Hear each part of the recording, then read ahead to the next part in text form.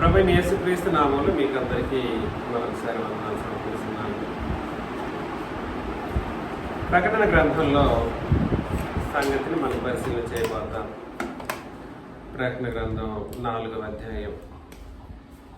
కొన్ని విషయాలు మాత్రమే వాళ్ళ ట్రై చేస్తాం. 4వ అధ్యాయంలో కొన్ని విషయాలు ఎంతవరకు అవగలుగుతుందో అంతవరకు చూద్దాం. మొదటి వచనం చదవండి.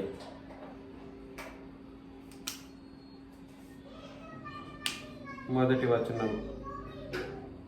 ఇలాగన క్రీస్తు సేవకులు మరియు దేవుని మర్మము విషయంలో గృహ నిర్వాహకులు మరియు ప్రకటన గ్రంథం 4వ అధ్యాయం మొదటి వచనము.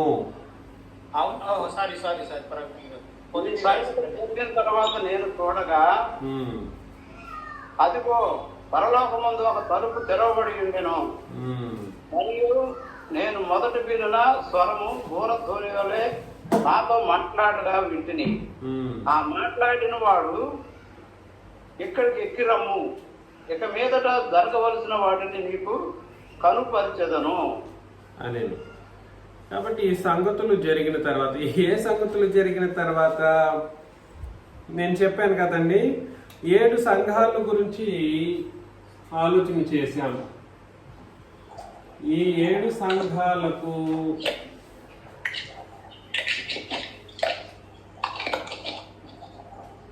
బెంజమిన్ గారు మ్యూట్లో పెట్టాలి. 7 సంఘాలకు తీర్పు అనేది జరగలేదు. తీర్పు జరిగి ఉంటే, 7 సంఘాలకి తీర్పు జరిగి ఉంటే, ఒకటి పాపం చేసిన పాప విషయాలు ఎత్తి చూపించబడినప్పుడు వాళ్ళకి మారు మనస్సు అనేటువంటి ఒక సందర్భం ఒకటి ఉపయోగించబడి ఉండదు. వాళ్ళకి మారు మనస్సుకు సంబంధించినటువంటి హెచ్చరికలు యేసు ప్రభు చేశారు. తీర్పులో మారు మనస్సుకు సంబంధించిన హెచ్చరికలు జరగదు. తీర్పు తీర్చేటప్పుడు పాపం చేసిన పరిస్థితుల్లో ఉంటే ఎవరైనా కూడా ఏం చేయబడతారు? నరకానికి పంపేయబడతారు. తీర్పు జరిగి ఉంటే ఒకటి నరకమైన ఉండాలి, లేదంటే పరలోకమైనా వెళ్ళాలి. అవునా కాదా? జరిగితే తీర్పే జరుగుంటే 7 సంఘాలకు ఒకటి జరిగింటే పరలోకం పోయి ఉండాలి, లేకపోతే నరకానికి పంపబడి ఉండాలి. ఈ 2 కాదు. మరి యేసు ప్రభు ఏం చెప్పారంటే, 7 సంఘాలకి, అవి ఘోరమైన సంఘాలు కావచ్చు, లేదా పరిశుద్ధమైన సంఘాలని అభినందించిన సందర్భాన్నైనా మనం చూసినప్పుడు అన్నిట్లోనూ వాళ్ళకి మారు మనస్సుకు సంబంధించినటువంటి హెచ్చరికలు జారీ చేయటం. చివరికి అత్యంత దారుణమైనటువంటి లవదీకీయ సంఘానికి కూడా యేసు ప్రభు అవకాశం ఇచ్చారు. ఏమని అవకాశం ఇచ్చారు? ఇదిగో, నీ కళ్ళు బాగా కనబడాలంటే వచ్చి నా దగ్గర కాటుక కొనుక్కో అన్నారా లేదా? ఇంకో మాట ఏం చెప్పారు? నీ దిశమల సిగ్గు కనబడకుండా తెల్లని వస్త్రములు నా దగ్గర కొనుక్కో. కొనాల్సినవి ఉన్నాయి. తెల్లని వస్త్రాలు కొను, బంగారము కొను, అగ్నిలో పుటం వేయబడినటువంటి బంగారము నా దగ్గర వచ్చి కొను, కాటుక కొను, మారు మనసు పొందు అని అన్నాను అనమాట. అందుకని అవకాశం ఇచ్చాడనంటే అది ఏమవుదని అర్థం? అవకాశం ఇచ్చాడు కాబట్టి అది తీర్పు కాదు. కాకపోతే అక్కడ జరిగింది ఏమిటి? మరి ఆ 7 సంగతులు, 7 సంఘాలకు జరిగిన సంగతులు, ఈ సంగతులు జరిగిన తర్వాత అని అన్నాడుగా. మరి జరిగింది ఏమిటి అని అంటే మాదిరి తీర్పు. ఏమిటది? అవునండి, తీర్పు తీరిస్తే ఇలా ఉంటది అనే విషయాన్ని యేసు ప్రభు ఆ 7 సంఘాలను హెచ్చరించే కోణంలో మాదిరిగా చూపించారు. ఇలా తీర్పు తీరుస్తాను అనే ఒక జాగ్రత్తను వాళ్ళకి కనపరిచిన విషయాన్ని మనం గుర్తుపెట్టుకోవాలి. కాబట్టి ఈ సంగతులు జరిగిన తర్వాత, ఏ సంగతులు అంటే ఈ మాదిరి తీర్పు సంగతులు జరిగిన తర్వాత నేను చూడగా ఇదిగో పరలోకమందు ఒక తలుపు తెరవబడి ఉండెను. నేను చూడగా అన్నాడు. ఇతను ఎక్కడున్నాడు? ఇది మర్చిపోకూడదు మరలా. ఇతను ఎక్కడున్నాడు? భూమి మీద పద్మాసు ద్వీపంలో బందీగానే ఉన్నాడు. ఇంకా ఎక్కడున్నాడు? పద్మాసు ద్వీపంలో బందీగానే ఉన్నాడు. ఇతడు చూసినప్పుడు పరలోకమందు ఏం కనబడింది? తలుపు తెరిచి ఉండటం కనబడింది. తలుపు ఎలా ఉంది? ఒక తలుపు తెరవబడి ఉండెను. మరియు నేను మొదట వినిన స్వరము బోరధ్వని వలె నాతో మాట్లాడగా వింటిని. ఆ స్వరము వింటే మొదట విన్నాడు. ఎక్కడ విన్నాడు? మొదటి అధ్యాయంలో చూసాం కదా. ఆయన స్వరం ఎలా ఉండిందో ఆలోచన చేశాం.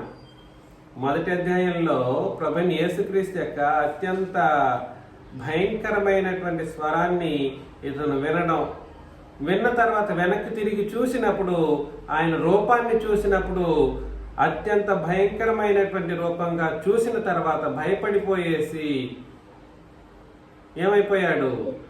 చచ్చిన వాడి వలె పడిపోయాడు. అది యేసు ప్రభు యొక్క రూపం. ఆయన నేను మొదట వినిన స్వరము బోరధ్వని వలె నాతో మాట్లాడగా వింటిని. ఆ మాట్లాడిన వాడు ఇక్కడికి ఎక్కిరమ్ము, ఇక మీదట జరగవలసిన వాటిని నీకు కనపరిచేదను అని అన్నాడు. ఇక్కడికి ఎక్కురమ్ము అన్నప్పుడు అతను వెళ్ళాలా వద్దా? వెళ్ళాలి. ఎక్కి రమ్ము అన్నప్పుడు ఏం చేయాలి? వెళ్ళాలి. వెళ్ళాలంటే ఏం చేయాలి? ఇతనికి 2వ వచనంలో ఆన్సర్ వస్తుంది. వెంటనే నేను ఆత్మవశుడినైతిని అని అన్నాడు అన్నమాట. ఎక్కి రమ్మన్నప్పుడు పరలోకానికి అక్కడ వెళ్ళి చూడాలన్నప్పుడు ఇతనికి ఊరికి వెళ్ళిపోగలడా? శరీరంతో వెళ్ళగలడా? వెళ్ళలేడు. శరీరంతో వెళ్ళడం కాదు, కుదరదు. మరి ఎలా వెళ్ళగలడు? ఎలా చూడగలడు ఆ పరిస్థితుల్ని అని అంటే ఆత్మవశుడు అవ్వడం. ఆత్మవశుడు. ఇది కూడా మొదటి అధ్యాయంలో మనం చదివాం. మొదటి అధ్యాయంలో ఏం చదివాం? ఉన్నదేమో పద్మాసు ద్వీపము, ఆ పరవాసి అవ్వడం అని అంటే అర్థం ఏమిటి? పద్మాసు ద్వీపంలో ఉన్నప్పటికీ పద్మాసు ద్వీపంలో నుండి పరవాసి అవ్వడం అంటే ఎక్కడికి వెళ్ళాడని అర్థం? పరలోకానికి వెళ్ళాడు. అక్కడికి వెళ్ళి పరవాసి అయ్యాడు. పద్మాసు ద్వీపం మందు పరవాసం. ఇందులో ఉన్నాడన్న ఆలోచనే కానీ శారీరకంగా ఆత్మానుసారంగా అక్కడ లేడు. మరి ఎక్కడున్నాడు? అక్కడికి వెళ్ళాడు, పరలోకానికి. అది కూడా ఇది వ్యత్యాసం మీరు గుర్తించగలగాలి. పద్మాసు ద్వీపం నందు పరవాసి అవ్వడం అని అంటే ఆత్మవశుడయ్యాడు అని అర్థం అన్నమాట. ఎక్కి రమ్ము అని చెప్పినప్పుడు వెంటనే పరిశుద్ధాత్ముడు అతన్ని కమ్మేయడం. కమ్మిన తర్వాత ఆత్మవశుడిగా అక్కడికి వెళ్ళడం. అదిగో పరలోకమందు ఒక సింహాసనం వేయబడి ఉండేను అని అన్నాడు. ఏముందంట పరలోకమందు? సింహాసనం ఒకటి ఉంది. ఎలా గీయాలి సింహాసనం? ఇది అనుకోండి, ఒక సింహాసనం పరలోకమందు వేయబడింది. దాన్ని చూశాడు. సింహాసనం నందు ఒక ఆయన ఉన్నారు. సింహాసనం నందు ఒక ఆయన కూర్చుని ఉన్నారు. ఆసీనుడై ఉండెను.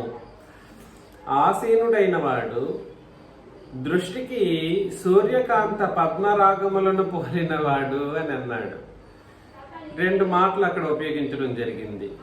దృష్టికి అంటే చూడడానికి ఎలా ఉన్నాడంట? సూర్యకాంత పద్మరాగములను సూర్యకాంత పద్మరాగము. సూర్యకాంత పద్మరాగం అని అంటే సూర్యకాంతం ఎలా ఉంటది తెలుసా? సూర్యకాంతి ఎలా ఉంటది? రెడ్డిష్ గా ఎరుపు కలర్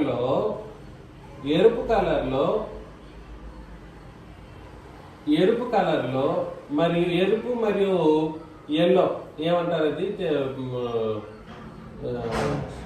పసుపు. పసుపు ఎరుపు కలిసినటువంటి ఒక కలర్ అన్నమాట. పసుపు ఎరుపు కలిసినటువంటి ఒక కలరు సూర్యకాంతం, ఆ కలర్ ఉంటుంది. ఆ కలర్తో కూడినటువంటి పద్మరాగం అని అంటే అది ఒక క్రిస్టల్ అన్నమాట. ఏమంటారు దాన్ని? క్రిస్టల్. దీన్ని స్ఫటికము అని కూడా అంటారు. ఏమంటారు?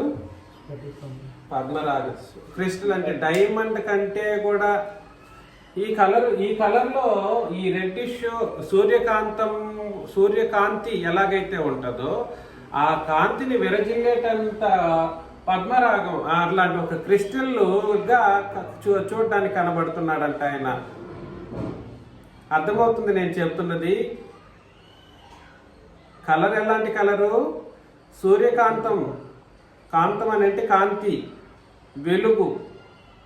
సూర్యుడు విరజిల్లేంత వెలుగు ఈ స్ఫటికంలో నుండి కనబడేటట్లుగా పద్మరాగం అనేటువంటి ఒక స్ఫటికం ఏదైతే ఉందో అది డైమండ్ కంటే బాగా విరజిల్లేటువంటి ఒక స్ఫటికం అన్నమాట. డైమండ్ కంటే కాస్ట్లీ. అలాంటి పద్మరాగములను పోలినవాడు. పద్మరాగము అని అన్నాడు కానీ పద్మరాగములు అంటే బహువచనం. అంటే చాలా ఎక్కువైనటువంటి పద్మరాగములు ఎంత సూర్యకాంతిని విరజిమ్మగలుగుతుందో మనం చెప్పలేమంట. అంతటి సూర్యకాంతాన్ని, కాంతిని విరజిల్లేటట్లుగా కనబడుతున్నాడంట ఆయన చూడ్డానికి, దృష్టికి. మరకతము వలె ప్రకాశించు ఇంద్రధనస్సు సింహాసనమును ఆవరించి ఉండెను. మరకతము వలె ఈ పద్మరాగం ఏదైతే ఉందో ఈ సూర్యకాంతంలో నుండి, అది కాకుండా దీన్ని ఇంద్రధనుస్సు ఆవరించి ఉందంట. దేన్ని? సింహాసన చుట్టూ ఇంద్రధనుస్సు ఆవరించి ఉంది. అది ఎలా ఉంది? మరకతము వలె ప్రకాశించేటువంటిది. మరకతం అనేది కూడా అత్యంత విలువైనటువంటి ఒక స్ఫటికం.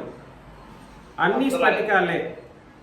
స్ఫటికము అనేది మీరు తప్పుగా ఆలోచన చేయొద్దు, తక్కువైనదిగా కాదు. డైమండ్ అయిన స్ఫటికమే, మరకతమైన స్ఫటికమే, పద్మరాగమైన స్ఫటికమే. ఇవన్నీ కూడా ఇప్పుడు ఎక్కడ లేవు వాస్తవానికి. మరకతము, పద్మరాగములు అనేటువంటివి ఒరిజినల్వి కనబడవు. ఆఖరికి డైమండే మనకు దొరుకుతాయేమో కానీ వాటిని గొప్పగా మనం చెప్పుకుంటామేమో కానీ ఇవి చాలా ఓల్డెస్ట్ అన్నమాట. చాలా విలువైనటువంటివి ఇవి. మరకతం వలె ప్రకాశించు ఇంద్రధనస్సు సింహాసనమును ఆవరించి ఉండేను. కాబట్టి ఇంద్రధనస్సు అంటే ఎన్ని కలర్లు ఉంటాయి?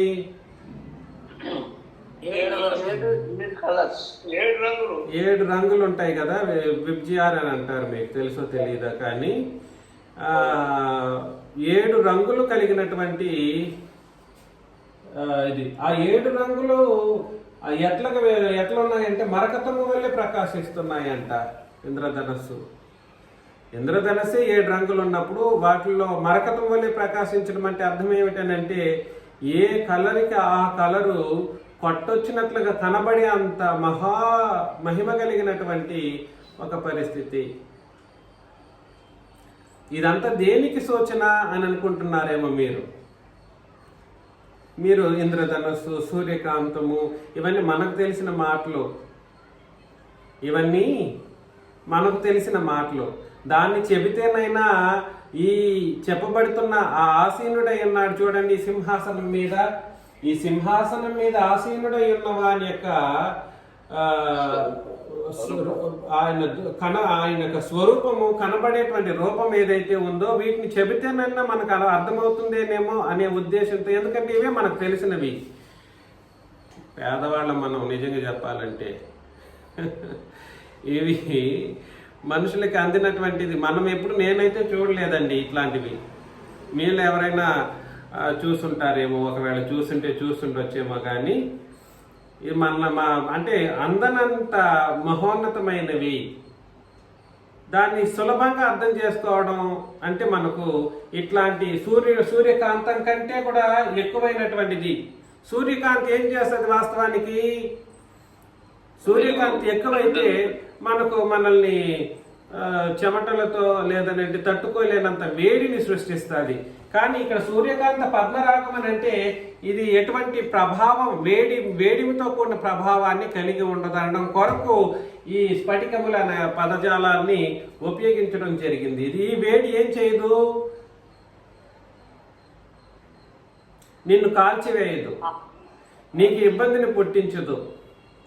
ఈ వేడి ఏం చేయదనంటే నిన్ను ఏమీ చేయదు, నీకు ఇబ్బందిని కలిగించదు. అందుకని 21వ అధ్యాయంలో ప్రకటన గ్రంథం 21 10 నుండి 11 వచనాలను ఎవరైనా చదవండి. ఆత్మవశుడనై ఉన్నాను, ఎత్తైన గొప్ప పర్వతము మీదకి కొనిపోయి యెరూషలేము అను పరిశుద్ధ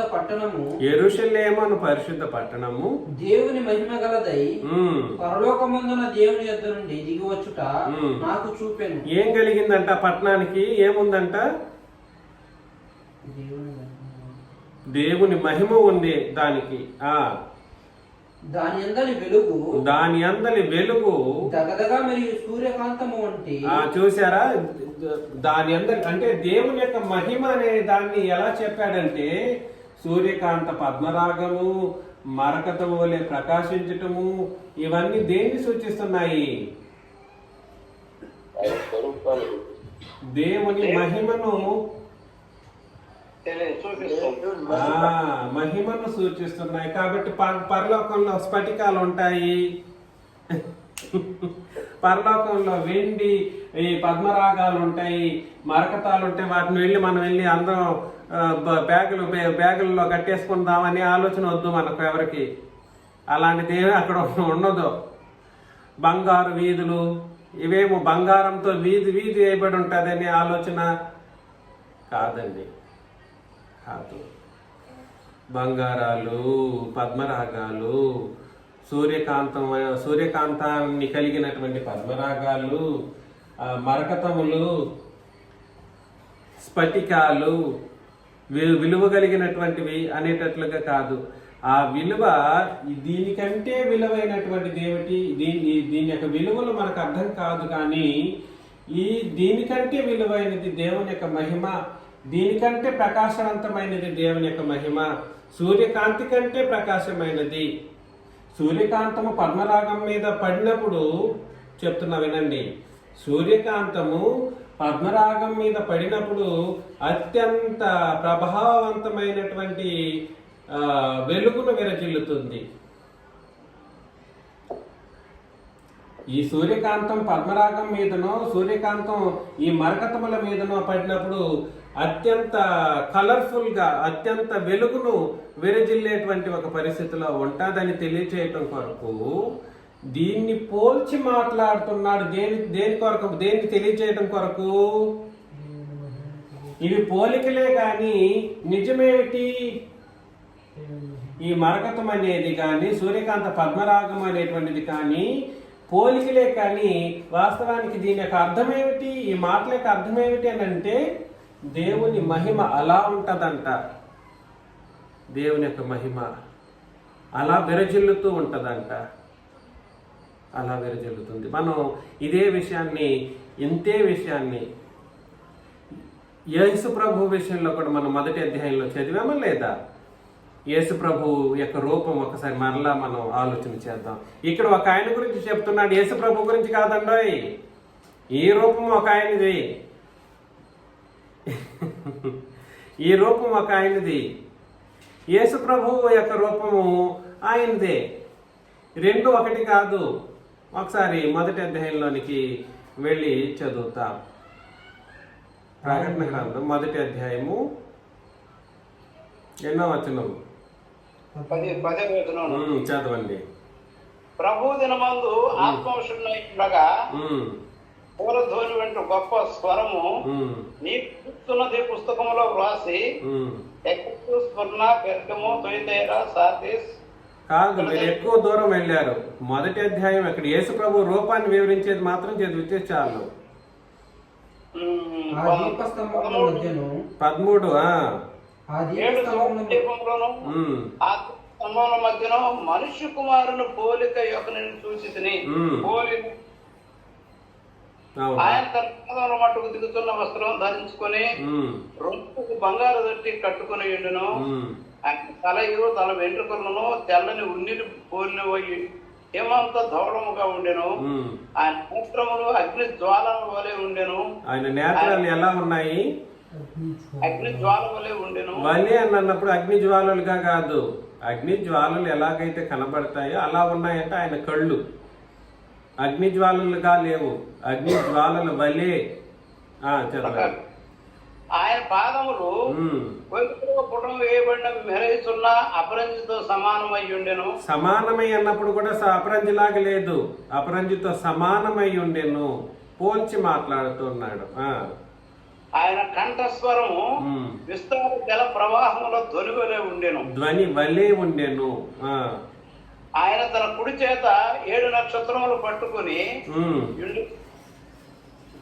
ఆయన నోటి నుండి 2 అంచులు గల వాడి అయిన ఖడ్గం ఒకటి బయలువెడుతుండెను.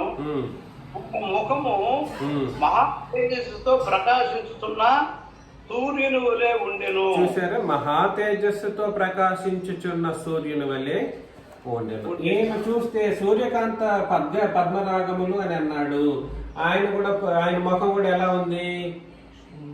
అలానే మహా తేజస్సుతో ప్రకాశించుచున్న సూర్యుని వలె ఉండెను. సూర్యకాంతము సూర్యుడు రెండు ఒకటి. సూర్యుడి నుండి ఏమొస్తుంది? కాంతే వస్తుంది. సూర్యకాంతం అంటే ఇంకేదో కాదు. సూర్యకాంతం అంటే దానికి తక్కువ ఎఫెక్టివ్నెస్ ఉన్నట్లు కాదు. నేను చెప్పేది మీకు అర్థమవుతుందా? ఇద్దరు దాదాపు సమానమైనటువంటి, దాదాపు కాదు, ఇద్దరు సమానమైనటువంటి మహిమలు కలిగిన వారు. దేవుని మహిమ అన్న క్రీస్తు మహిమ అన్న సమానమైనదే.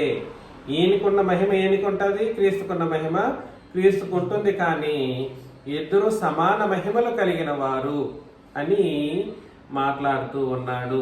మరలా వచ్చేద్దాం ప్రకటన గ్రంథం 4వ అధ్యాయం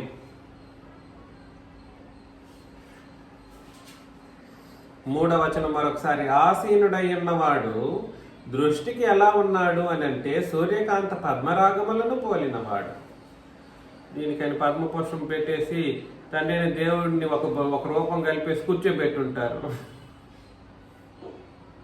what sort of foolishness is that? దృష్టికి సూర్యకాంత పద్మరాగములను పోలినవాడు మరకతము వల్లే ప్రకాశించి ఇంద్రధనస్సు సింహాసనమును ఆవరించి ఉండెను. కాబట్టి సింహాసనం చుట్టూ ఇంద్రధనస్సు ఎలా ప్రకాశిస్తుందంట? మరకతము వల్లే ప్రకాశిస్తుందంట. కాబట్టి సింహాసనము చుట్టూ 24 సింహాసనములు ఉండెను. ఎన్ని సింహాసనాలు? ఇప్పుడు ఈయన సింహాసనాసీనుడై ఉన్నారు. ఈయన చుట్టూ ఏముంది? మరకతం వలె ప్రకాశించు ఇంద్రధనస్సు ఉంది. ఏముంది? ఇవి రెండు కూడా దేన్ని సూచిస్తున్నాయి? దేవుని మహిమను సూచిస్తున్నాయి. దీని చుట్టూ ఎంతమంది ఉన్నారు? 24 సింహాసనాలు. కుర్చీ అని అంటే తప్పు అవుతుంది. నేను లెక్క లేయట్లేదు స్వామి, నేను ఊరికే మీకు అర్థం అవడం కొరకు ఈ స్టార్స్ వేశాను. ఈ సింహాసనాలు అనుకోండి, ఇది మొత్తం కలిపితే 24 అనుకోండి. ఈ తిరిగి 24 రాయలేదుగా అనుకోండి దయచేసి. 24 సింహాసనాలు రాయలేదుగా చిన్నరాజా గారు అని తిరిగి అట్లాంటి పనికిరాని ఆలోచనలు వద్దు. దీని చుట్టూ ఎన్నున్నాయి? 24 సింహాసనాలు ఉన్నాయి. సింహాసనము ఆ మాట మీరు గుర్తు పెట్టుకోవాలి సుమి. చాలా చాలా చాలా ఇంపార్టెంట్. ఎన్ని సింహాసనాలు ఉన్నాయి?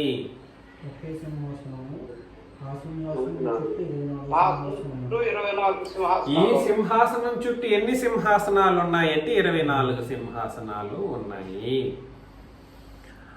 ఈ సింహాసనముల యందు 24 పెద్దలు తెల్లని వస్త్రములు ధరించుకొని, అండర్లైన్ చాలా ఇంపార్టెంట్, ఇది మీకు పునాది అన్నమాట. ఇది ఈ అధ్యాయం మొత్తానికి కాదు, ఈ ప్రకటన గ్రంథంలో చాలా విషయాలు అర్థం చేసుకోవటానికి ఈ మాట మనకు అవసరం. 24 సింహాసనాలు ఉన్నాయి. నేను తుడి చేస్తాను, మరలా రాస్తాను మరలా. ఇది ఓకే, ఇక్కడ వరకు ఓకే కదండి. ఈ పద్మరాగములు ఇవన్నీ దేన్ని సూచిస్తున్నాయంటే దేవుని యొక్క మహిమను సూచిస్తున్నాయి. అది మాత్రం గుర్తు పెట్టుకుంటే చాలు. ఇది ఇక్కడ అత్యంత ప్రాముఖ్యంగా ఈ సింహాసనాలు 24 ఉన్నాయనుకోండి. మరలా చెప్తున్న 24 సింహాసనం నేను రాయట్లేదు, 24 సింహాసనాలు బొమ్మలు గీయట్లేదు. ఈ 24 సింహాసనములు గుర్తు పెట్టుకోండి. సరే, సింహాసనములు ఎన్ని? ఈ సింహాసనముల మీద పెద్దలు ఉన్నారు. పెద్దలు ఆసీనులై ఉన్నారు. వీళ్ళు ఎంతమంది? 24 సింహాసనాలు ఉంటే 24 మంది పెద్దలు, 24 మంది ఉన్నారు, పెద్దలు ఉన్నారు అన్నమాట. వీళ్ళకి ఏమి బట్టలు ఉన్నాయి? అది ఏ వస్త్రములు అవి? ఇది మాత్రం మీరు మర్చిపోతే మాత్రం నేను ఊరుకోను. మరలా చెబుతున్నా, తెల్లని వస్త్రములు ధరించుకొని ఉన్నటువంటి పెద్దలు వీళ్ళు. అత్యంత ప్రాముఖ్యమైనది ఈ తెల్లని వస్త్రములు ధరించినందుకు వీళ్ళ తలల మీద ఏమున్నాయి? సువర్ణ కిరీటములు పెట్టుకున్న వారై దీని మీద కూర్చొని ఉన్నారు. ఏముంది వీళ్ళకి? సామాన్యమైనది కాదు. ఇవి ఏంటివి? అవి సువర్ణ కిరీటములు. ఇవి ఎన్ని ఉంటాయి? ఈ తెల్లని వస్త్రములు ఎన్ని ఉంటాయి? 24 ఉంటాయి. అర్థమవుతుందా? ఇందులో ఎటువంటి అక్కడ రాసింది చెప్పింది నేను రాశాను అంతే. వీళ్ళు ఇది తీసేసి పెద్దలు అనే నేను రాస్తాను. వీళ్ళు ఎవరనంటే పెద్దలు, 24 మంది పెద్దలు. 24 మంది పెద్దలకి 24 సింహాసనాలు ఉన్నాయి. వాళ్ళకి ఏముంది? తెల్లని వస్త్రాలు ఉన్నాయి. వాళ్ళకి ఏముంది? కిరీటాలు ఉన్నాయి. ఏమున్నాయి వాళ్ళకి? చాలా చాలా చాలా ఇంపార్టెంట్ విషయం ఇది. మీకు ఎప్పుడు కూడా అత్యంత ప్రాముఖ్యంగా ఆలోచన చేసేటప్పుడు కన్ఫ్యూషన్ ఉండటానికి వీల్లేదు. ఇందులో సింహాసనం అనే మాట మీరు అర్థం చేసుకున్నప్పుడు సింహాసనము, అదేవిధంగా సువర్ణ కిరీటం అని ఉన్నారు చూడండి. ఈ రెండు మాటలు సింహాసనము మరియు కిరీటము అనేటువంటిది ఎవరికి ఉంటుంది అని అంటే పరలోకములో దేవదూతలకు ఉండదు. ఎవరికి ఉండదు? దేవదూతలకు ఉండదు. కాబట్టి పెద్దలు అనేవాళ్ళు దేవదూతలు కాదు. 24 మంది పెద్దలు అన్నాను చూడండి. ఈ పెద్దలు అనేవాళ్ళు ఎవరు కాదు అని అంటే దేవదూతలు కాదు. దేవదూతలు అవటానికి వీలే లేదు. ప్రకటన గ్రంథం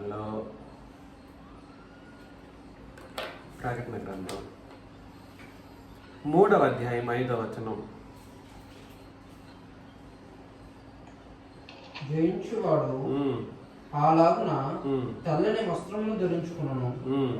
జీవ గ్రంథంలో నుండి అతని పేరెంత మాత్రము తుడుపు పెట్టక నా తండ్రి ఎదుటను ఆయన దూతల ఎదుటను అతని పేరు ఒప్పుకుంది. చూసారా? దూతల ఎదుట ఒప్పుకోబడేవాడు ఎవడు? జయించువాడు అన్నాడు. జయించువానికి ఏ బట్టలు ఉంటాయి? తెల్లని వస్త్రాలు ఉంటాయి. జయించిన వారిని తీసుకెళ్లి సింహాసనం మీద కూర్చోబెట్టడానికి ముందు అతనికి తెల్లని వస్త్రములు ఉంటాయి. తెల్లని వస్త్రములు ఇవ్వబడిన వాడు ఎవరెవరి ముందు ఒప్పుకోబడతాడు? తండ్రి ఎదుటను దేవదూతలే. కాబట్టి దేవదూతలు అనే వాళ్ళు వీళ్ళుగా ఉండడానికి అవకాశం ఉంది. ఈ పెద్దలు పెద్దలు అనేవాళ్ళు దేవదూతలు కాదు. 19:8 ఒకసారి చదువుతాం. అదే ప్రకటన గ్రంథం 19వ అధ్యాయం 8వ వచనం, లేదా 3వ అధ్యాయం 18 ఒకసారి చూద్దాం. చూడండి, 3వ అధ్యాయం 18, అదే 3వ అధ్యాయంలోనే 18వ వచనం. నీవు ధనవృద్ధి చేసుకున్నట్లు అగ్నిలో పుటమ వేయబడిన బంగారమును నీ దినమేక సిగ్గు కనబడకున్నట్లు ధరించుకున్నట్టు తెల్లని వస్త్రములను నీకు దృష్టి కలుగునట్లు నీ కన్నులకు కాటుకును నా యొక్క కొనమని నీకు బుద్ధి చెప్పు. కాబట్టి తెల్లని వస్త్రాలు కొనమని ఎవరికి చెప్తున్నాడు? దేవదూతలకా లేదంటే అక్కడున్న పరిశుద్ధులకా? పరిశుద్ధులకి. కాబట్టి తెల్లని వస్త్రములు అనేవి దేవదూతలకు ఉద్దేశించిన మాట కాదు. తెల్లని వస్త్రములు అనేవి ఎవరికి ఉద్దేశించినవి కావు? దేవదూతలకు ఉద్దేశించినవి కావు. ఇది మీరు చాలా క్షుణ్ణంగా జాగ్రత్తగా ఆలోచన చేయవలసినటువంటి ఒక విషయం. ఇప్పుడు 19:8కి వెళదాం. ప్రకటన గ్రంథం 19:8. ఆమె ధరించుకున్నటకు ప్రకాశములను నిర్మలమునైన సన్నపు నారబట్టలు ఆమె చేయబడిన అవి పరిశుద్ధుల నీతి క్రియలు. నీతి క్రియలు. తెల్లని వస్త్రములు ఎలా వస్తాయి అని అంటే మీరు గుర్తుపెట్టుకోండి, నేను చాలాసార్లు చెప్పాను. తెల్లని వస్త్రము క్రీస్తు యొక్క రక్తం చేత, శరీరం అనే వస్త్రం క్రీస్తు రక్తం చేత కడుగబడి మనం శ్రమలు, మహాశ్రమలు లాంటివి మనం వచ్చినప్పటి సహితం ఈ శరీరములను ఉదుకుకొని ఏం చేయాలో తెలుసా? ఉదుక్కున్న వరకే సరే అనుకుంటూ ఉంటాం. కాదు, నీతి క్రియలు చేయాలి. ఏం క్రియలు చేయాలి? నీతి క్రియలు. క్రొత్త నిబంధన నీతి క్రియలు ప్రత్యేకించి. ఆ నీతి క్రియలు చేసిన వాళ్ళకి ఏమి ఇస్తాడని అంటే, ఈ తెల్లని వస్త్రాలు ఎలా ఉంటాయి? ఆ నీతి క్రియలు చేసినప్పుడు వెలుగును విరజిల్లుతూ ఉంటాయంట. దేన్ని విరజిల్లుతాయి? తెల్లని వస్త్రాలు వెలుగును విరజిల్లుతాయి. కాబట్టి ఈ పెద్దలు అనేవాళ్ళు ఎవరు కాదు అని అంటే దేవదూతలు కాదు. కోటాను కోట్ల దేవదూతలు ఉన్నారు. కోటాను కోట్ల దేవదూతలు ఉన్నప్పటికీ ఆ కోట్ల దేవదూతలు వేరు, ఈ 24 మంది పెద్దలు వేరు. మనం చదువుతూ వెళుతూ ఉంటే ఈ 24 మంది పెద్దల్ని ఆవరించి ఉన్నారనమాట. ఎవరంటే దేవదూతలు. మనం తర్వాత భాగంలో అర్థం చేసుకుంటాం. ఎవరిని ఆవరించి ఉంటారు వీళ్ళు? దేవదూతలు ఈ 24 మంది పెద్దలని ఆవరించి ఉంటారు. అదేవిధంగా మనం నెక్స్ట్ వచనం వెళుదాం. వీళ్ళు క్షమించండి, ఈ 24 మంది పెద్దలు ఎవరు అనడానికి ఆయన ఆలోచన మనం చేస్తూ ఉన్నాం కదా. ఎవరై ఉండొచ్చు 24 మంది అని అంటే చాలా మంది ఏం చెప్పేస్తుంటారంటే గోత్రకర్తలు అంటూ ఉంటారు. ఎవరిని?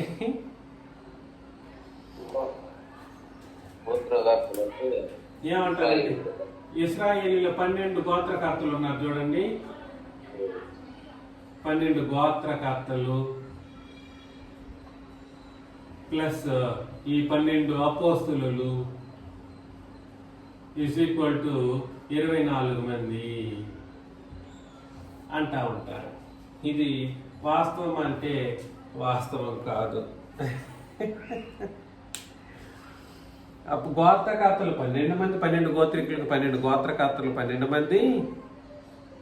ఆ తర్వాత ఈ 12 మంది అపోస్తలులు ఎంతమంది అని అంటే 12 మంది.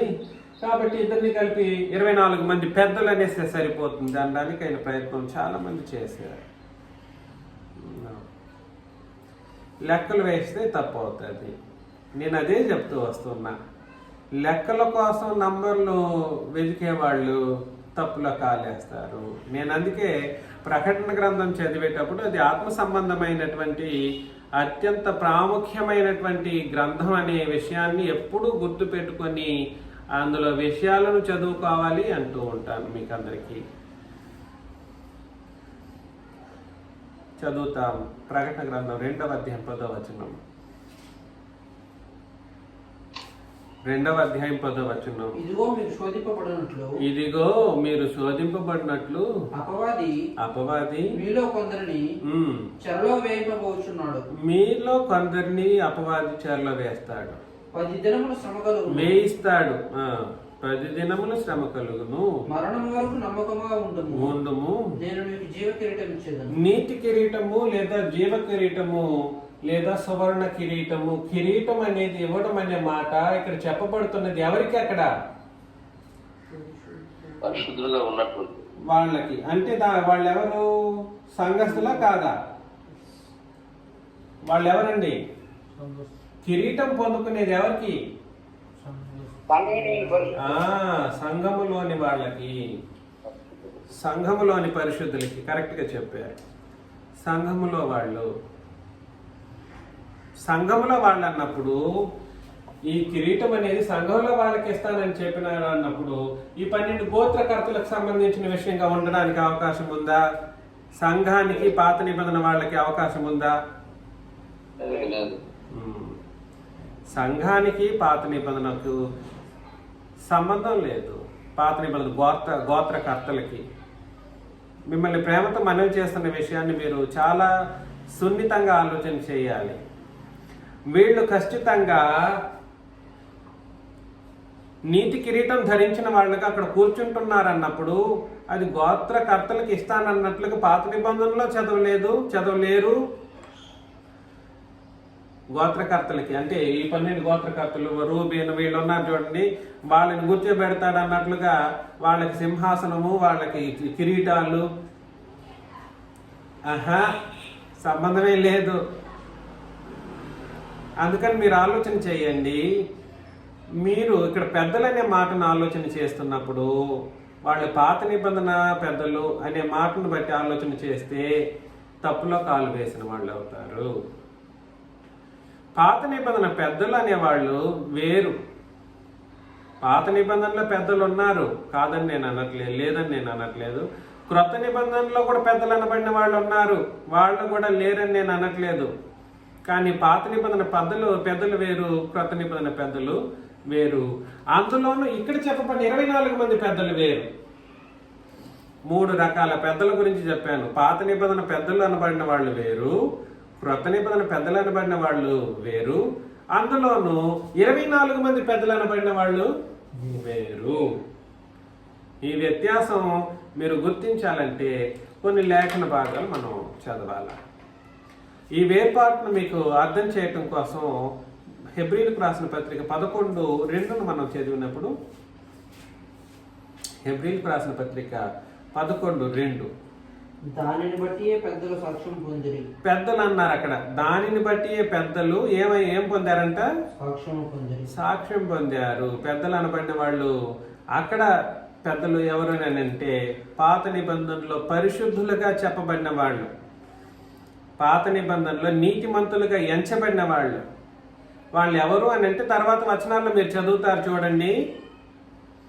పాత నిబంధన పితరుల యుగంలో ఉన్న వాళ్ళు ఎవరైతే ఉన్నారో పితరుల యుగం కాడి నుండి ప్రారంభిస్తాడు. ఎవరు వాళ్ళు? పితరుల యుగం నుండి ప్రారంభిస్తే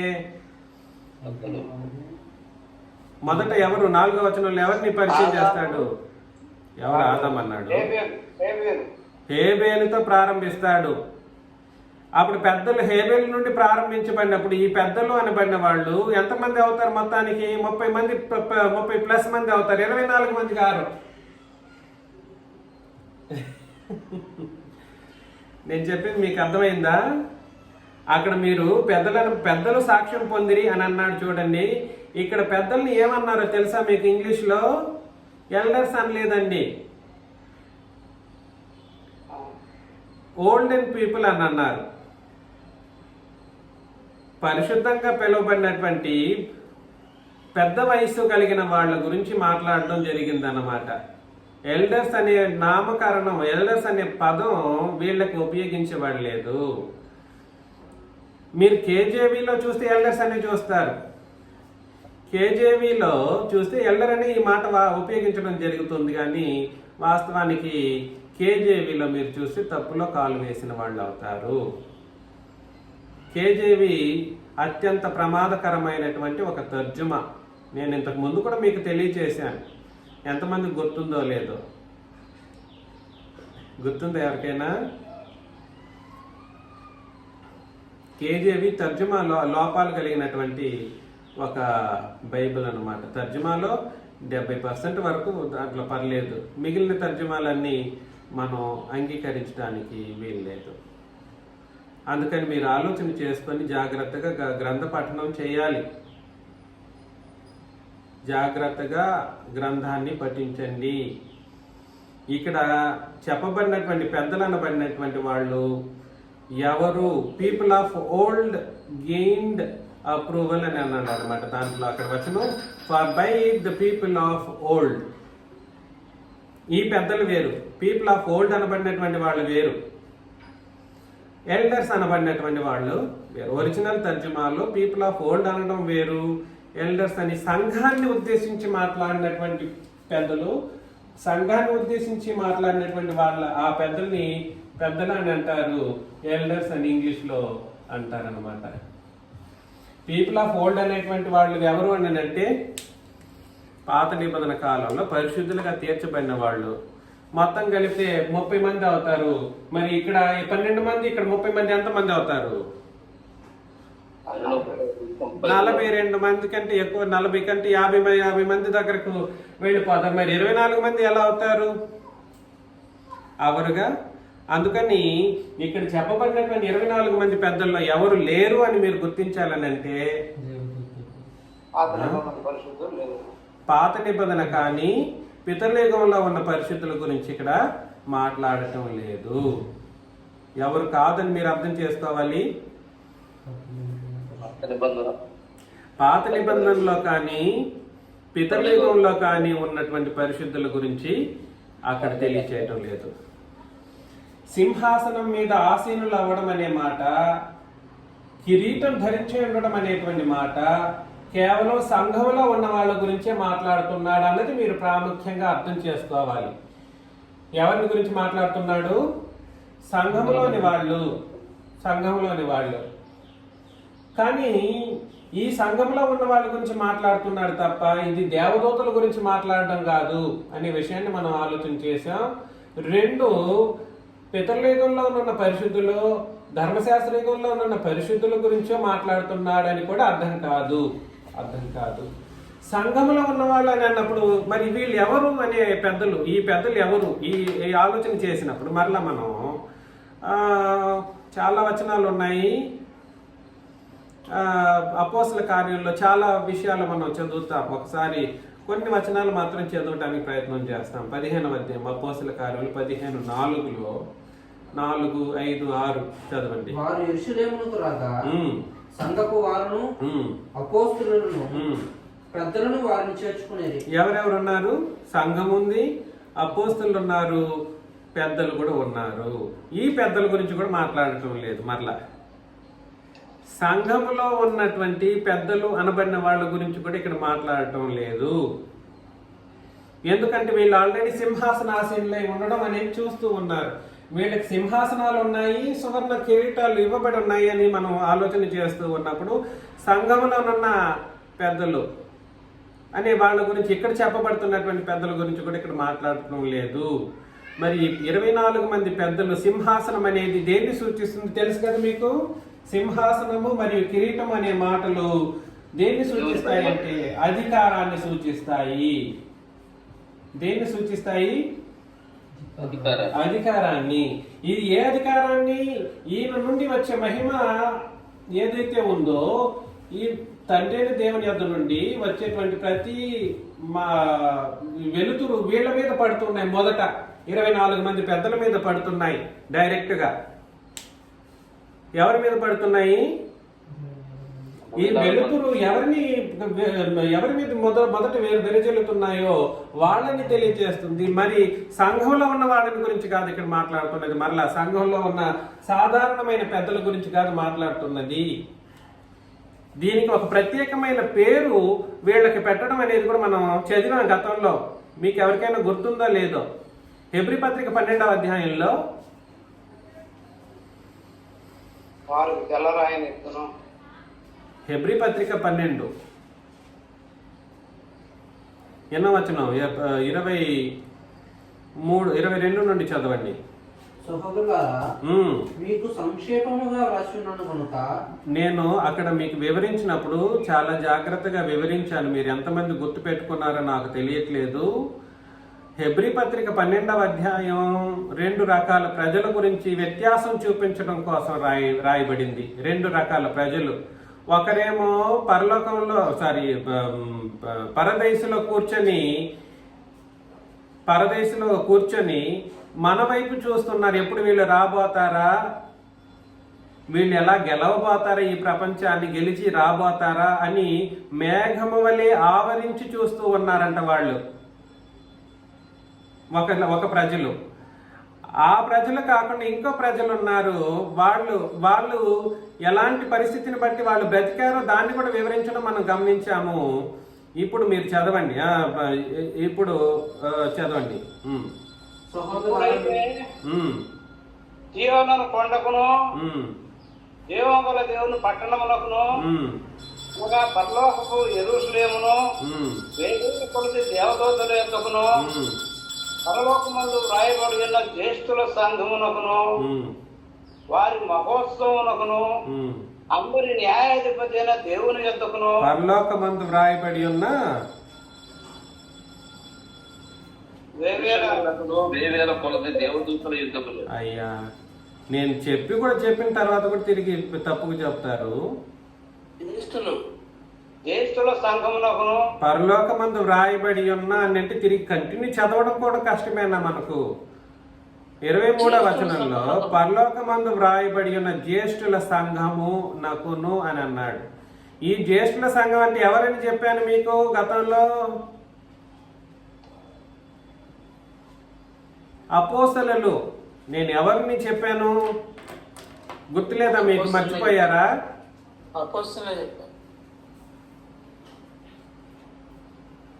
అక్కడ చెప్పబడినటువంటి జ్యేష్ఠుల సంఘం అనగా ఎవరని నేను తెలియజేశాను. గతంలో నేను మీకు హెబ్రీ పత్రికను వివరిస్తూ ఉన్నప్పుడు పాత నిబంధన వాళ్ళ యొక్క దుస్థితి ఎలా ఉండింది, వాళ్ళు ఎలాంటి స్థితిలో ఉన్నారు. 18 నుండి నేను చదువుతాను. స్పృశించి తెలుసుకొనదగినట్టు మండుచున్నట్టు కొండకును అగ్నికిని కారు మేఘమునకును గాఢాంధకారమునకును తుఫానుకును బోర ధ్వనికిని మాటల ధ్వనికిని మీరు వచ్చి ఉండలేదు. మీరు అన్నవాళ్ళు సంఘం వాళ్ళు. సంఘం ఎక్కడికి వెళ్ళలేదు అని అంటే ఇట్లాంటి ప్రదేశానికి మీరు వెళ్ళిన వాళ్ళు కాదు. బోర ధ్వని మీకు అనవసరం, మాటల ధ్వని మీకు అనవసరం. మేఘము గాఢాంధకారం వాళ్ళని కమ్మినప్పుడంతా జరిగింది. ఒక జంతువైనను ఆ కొండను తాకి నేర్ల రాళ్లతో పట్టబడవలనని ఆజ్ఞాపించిన మాటకు వారు తాళలేక ఆ ధ్వని వినిన వారు మరి ఏ మాటయు తమతో చెప్పవలదని బ్రతిమాలుకొనిది. మరియు ఆ దర్శనం ఎంతో భయంకరముగా ఉన్నందున మోషే మిక్కిలి వణికి నేను భయపడి వణుకుచున్నాను నేను అని అన్నాడు అన్నమాట. అది ధర్మశాస్త్రము ఇవ్వబడినటువంటి సందర్భంలో ఆ ప్రజల యొక్క స్థితి ఇప్పుడంటే క్రొత్త నిబంధనలో సియోనను కొండకును జీవము గల దేవుని పట్టణమునకును అనగా పరలోకపు యెరూషలేమునకును వేవేల కొలది దేవదూతల యొద్దకును పరలోకమందు వ్రాయబడి ఉన్న జ్యేష్ఠుల సంఘమునకును అని అన్నాడు. ఇక్కడ పాత నిబంధనలో వాళ్ళ ఉండొచ్చా? 12 గోత్రకర్తలు అనడానికి ఉందా జ్యేష్ఠుల సంఘం అంటే? 1000% కాదనడానికి ఇక్కడ వచనం చెప్పేసింది. ఇప్పుడైతే అని అన్నాడు. ఇప్పుడైతే అప్పుడు అట్లుండింది. ఇప్పుడైతే అన్నప్పుడు క్రొత్త నిబంధన విషయం గురించి మాట్లాడుతున్నాడు. కాలం చెబుతున్నాడు, వ్యక్తులు చెబుతూ ఉన్నాడు, దేవుని పట్టణం అని సంఘాన్ని గురించి మాట్లాడుతూ ఉన్నాడు. సీనాయి కాదు సియోను కొండ దగ్గరకు వచ్చున్నారని అన్నాడు. సీనాయికి సియోనుకు తేడా తెలియకుండా జ్యేష్ఠుల సంఘం అంటే పాత నిబంధనలో 12 మంది అపోస్తలులు, పాత నిబంధనలో 12 మంది ఎవరు వాళ్ళు? పాత నిబంధనలో 12 గోత్రకర్తలు. ఇలాంటి మాటలు క్రొత్త నిబంధన సంఘాన్ని ఉద్దేశించిన మాటలు కాదు. అందుకని పరలోకమందు వ్రాయబడిన జ్యేష్ఠుల సంఘం అంటే ఎవరో కాదు, అపోస్తలుల గురించి మాట్లాడడం జరిగింది. ఎవరి గురించి మాట్లాడడం జరిగింది? అపోస్తలులు. అపోస్తలుల గురించి మాట్లాడడం జరిగింది. పరలోకమందు వ్రాయబడి ఉన్న జ్యేష్ఠుల సంఘం అంటే ఎవరు? జ్యేష్ఠులు అన్న పెద్దలు అన్న ఒకటే. ఏం చెప్పాను? జ్యేష్ఠులు అన్న పెద్దలు అన్న ఒకటే. అది జ్యేష్ఠులు వేరు పెద్దలు వేరు కాదు. కాబట్టి పరలోకమందు వ్రాయబడి ఉన్న జ్యేష్ఠుల సంఘమునకును వారి మహోత్సవమునకును అందరి న్యాయాధిపతి అయిన దేవుని యొద్దకును సంపూర్ణ సిద్ధి పొందిన నీతిమంతుల ఆత్మల యొద్దకును క్రొత్త నిబంధనకు మధ్యవర్తి అయిన యేసునంతకును హేబేలు కంటే మరీ శ్రేష్టముగా పలుకు ప్రోక్షణ రక్తమునంతకును మీరు వచ్చి ఉన్నారు. అంటే హేబేలు రక్తం కంటే అని అన్నప్పుడు ఇక్కడ మళ్ళా హేబేలు దగ్గరికి వెళ్ళొచ్చా? ఆ జ్యేష్ఠులు అనే వాళ్ళలో వీళ్ళు ఉంటారా? ఇక అక్కడ చెప్పబడినటువంటి 38 మంది కూడా ఉండడానికి అవకాశం ఉందా? లేనే లేదు. మరి వీళ్ళు ఎవరు అని అంటే జ్యేష్ఠుల సంఘం అని అన్నాడు. కాబట్టి మొట్టమొదటిసారిగా అపోస్తల కార్యములు 1వ అధ్యాయం నేను చదువుతూ మీకు వివరించినప్పుడు 2వ అధ్యాయం ప్రారంభంలో ఏకకాలంలో ఆ 12 మంది అపోస్తలు బాప్తిస్మం తీసుకోవడం, క్రొత్త నిబంధన బాప్తిస్మం, ఆ బాప్తిస్మం తీసుకోవడం ద్వారా వాళ్ళని ఏమన్నాడనంటే జ్యేష్ఠుల సంఘము అని అన్నాడు అనమాట. మనం వాళ్ళ దగ్గరికి వచ్చి ఉన్నామని ఇక్కడ చెప్తూ ఉన్నాడు. జ్యేష్ఠుల సంఘం అలా ఏర్పడింది. వాళ్ళని ఏమన్నాడంటే ఏమని పిలిచాడనంటే 24 మంది పెద్దలు. 24 మంది పెద్దలు. మరి 24 అంటారు ఏంటమ్మా? అక్కడేమో 12 అంటున్నారు, ఇక్కడేమో 24 అంటున్నారు. ఆ భౌతికంగా ఆలోచన చేస్తే ఆ ప్రశ్న వస్తుంది. మళ్ళీ ఒకసారి చెప్పండి, అర్థం 24 పెద్దలు. అదే నేను చెప్తున్నాను కదండి, ఇంకా చెప్పలేదు. మొత్తం 12 మంది అపోస్తలులు బాప్తిసం తీసుకుంటే ఇక్కడ 24 మంది పెద్దలని రాశాడుగా, జ్యేష్ఠుల సంఘం అని అన్నాడుగా. మరి ఎలా అని మీరు ప్రశ్నించగలరు. గలతీ పత్రికకి వెళదాం. గలతీ 2వ అధ్యాయం మొదటి నుండి చదవాలండి. 14 సంవత్సరములైన తరువాత నేను తీర్చుని ఎండబెట్టి బర్మాతో కూడా యెరూషలేమునకు తిరిగి వెళ్ళితిని. దేవదర్శనము ప్రకారమే వెళ్ళితిని. నేను దేవదర్శనం ప్రకారం వెళ్ళాను. మరియు నా ప్రయాసము వ్యర్థమవునేమో లేక వ్యర్థమైపోవునదేమో అని నేను అన్యజనులలో ప్రకటించుతున్న సువార్తను వారికి ప్రత్యేకముగా ఎన్నికైన వారికి విశదపరిచితిని. ఎవరికి విశదపరిచాడు? అన్య జనులలో ప్రకటించుచున్న సువార్తను వారికి ప్రత్యేకముగా ఎన్నికైన వారికి, అన్ని జనుల్లో ప్రకటించున్న సువార్తను వారికి ప్రత్యేకముగా ఎన్నికైన వారికి విశదపరిచితిని. ఆయనను నాతో కూడనున్న తీతు గ్రీసు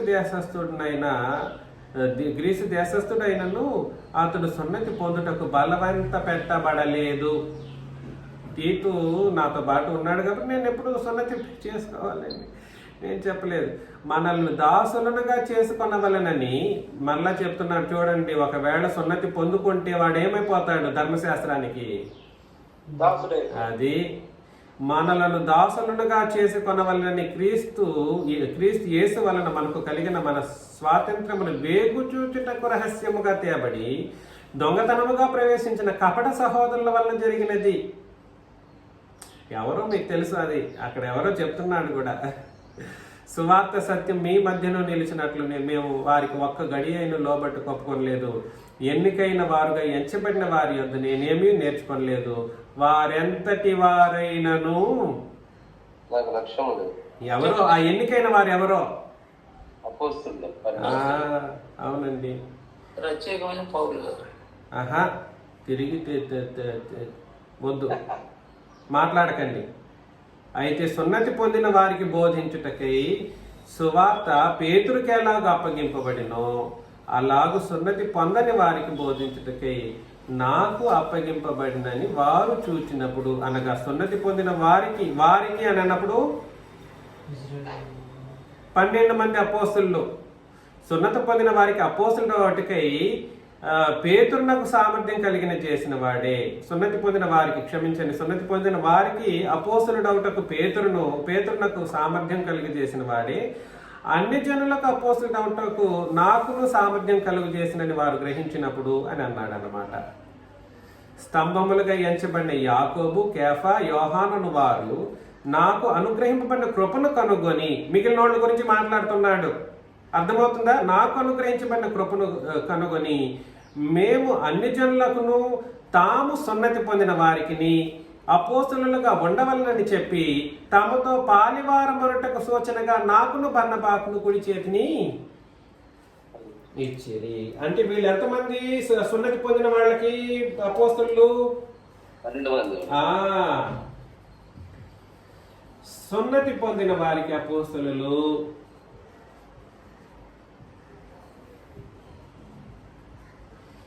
ఎంతమంది? 12. సున్నతి పొందని వారికి